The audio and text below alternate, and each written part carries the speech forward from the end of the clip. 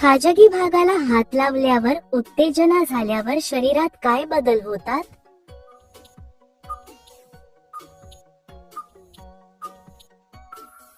उत्तर आनंदाची भावना येऊ शकते आणि शरीर उत्तेजित होऊ शकते. आरामदायक वाटण्यासाठी काय काळजी घ्यावी?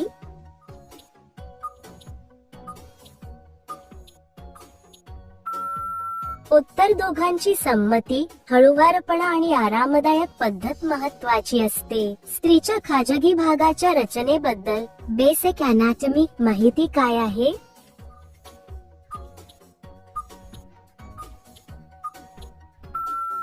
उत्तर स्त्रीच्या खाजगी भागात बाह्य आणि आतील भाग असतात.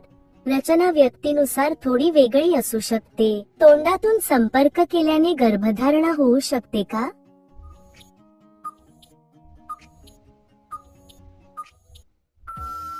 उत्तर नाही, यामुळे गर्भधारणा होत नाही. स्तनांना स्पर्श, चुंबन दिल्याने स्त्रीला काही त्रास होतो का?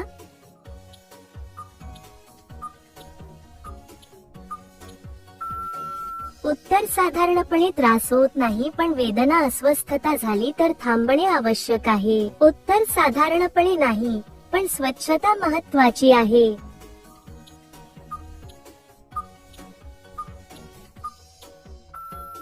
उत्तर साधारणपणे नाही, पण स्वच्छता महत्वाची आहे. खाजगी भागाच्या संवेदनशील भागाला स्पर्श केल्याने काय अनुभव येतो?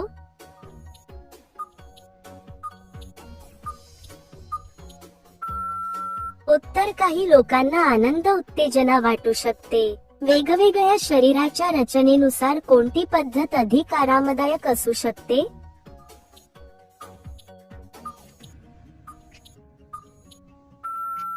उत्तर प्रत्येकाची सोय वेगळी असते. सुरक्षित, आरामदायक आणि संमतीनेच करावे. लैंगिक उत्तेजना, अराउजल झाल्यावर शरीरात नेमकं काय होतं?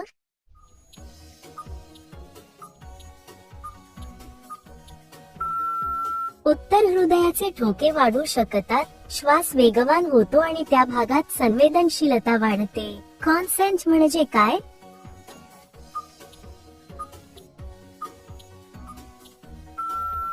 उत्तर दोघांची स्पष्ट संमती, होकार असणे हीच कॉन्सेंट. जबरदस्ती दबाव म्हणजे कॉन्सेंट नाही. पहिल्यांदा संबंधात वेदना का होऊ शकतात?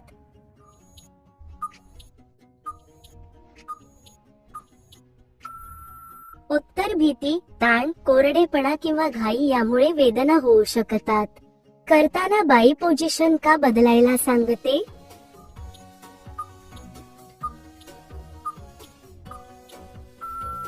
उत्तर कधी कधी स्त्रीला अस्वस्थ वाटतं, दुखतं किंवा आराम मिळत नाही म्हणून ती पोझिशन बदलायला सांगते.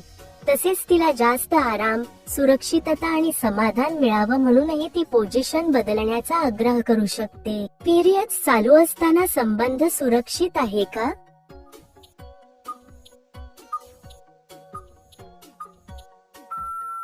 उत्तर काही लोक करतात, पण स्वच्छता आणि आराम महत्वाचा. गर्भधारणा शक्यता कमी असली तरी पूर्ण शून्य नसते.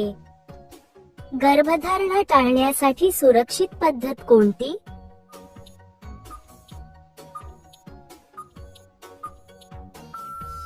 उत्तर कंडोम हा सर्वात सोपा आणि सुरक्षित पर्याय आहे. यामुळे STI पासूनही संरक्षण मिळते.